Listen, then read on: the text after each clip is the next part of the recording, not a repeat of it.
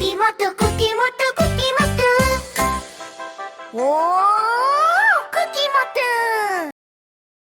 குட்டீஸ், இன்னைக்கு ஒரு சூப்பர் ஃபேக்ட் வெயிட்டிங்.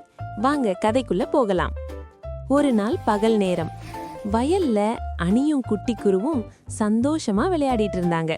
கிரிக்கெட் அப்புறம் கண்ணாமூச்சி எல்லாம் விளையாடினாங்க. கொஞ்ச நேரத்துல டயர்ட் ஆகிட்டாங்க. அப்போ அங்க பக்கத்துல ஒரு பெரிய ஆலமரம் இருந்தது. நல்ல நிழல் இருந்தது. குளு குளுன்னு காற்றடிச்சது. அணி குட்டி குரு 2 பேரும் ஆலமரத்துக்கு கீழே போய் உட்கார்ந்தாங்க. காத்து குளுகுளுன்னு வீசுச்சு. காற்று முகத்துல பட்டதும் 2 பேருக்கும் ரொம்ப சுகமா இருந்துச்சு. குட்டி குரு சொன்னா, அணி, எவ்வளவு நல்ல காத்து, இங்க உட்கார்ந்தாலே களைப்பு போயிடுது. கொஞ்ச நேரம் கழிச்சு குட்டி குரு கேட்டான், இவ்வளவு குளிர்ச்சியா இருக்கு, இன்னைக்கு நைட் இங்கேயே தூங்கலாமா? அணி யோசிச்சு சொன்னா, சரி, அம்மா கிட்ட கேட்கலாம்.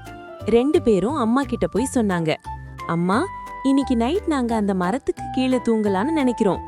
அம்மா உடனே சொன்னார், இல்ல பிள்ளைகளே, மரத்தின் கீழே இரவில் தூங்கக்கூடாது. அணி கேட்டா, ஏன் அம்மா, இவ்வளவு நல்ல காற்று வருதே? அம்மா இருவரையும் பக்கத்துல கூட்டிட்டு போய் சொன்னாங்க, குட்டீஸ், நாமெல்லாம் ஆக்சிஜன்னு சொல்ற நல்ல காற்றை சுவாசிச்சுதான் வாழறோம். பகல் நேரத்துல மரங்கள் கார்பன் டை ஆக்சைடுன்னு சொல்ற கெட்ட காற்றை உள்ள எடுத்துக்கிட்டு நமக்கு தேவையான ஆக்சிஜனை வெளியே விடும். அதனாலதான் பகலில் மரத்துக்கு கீழே நல்ல காற்று கிடைக்கும்.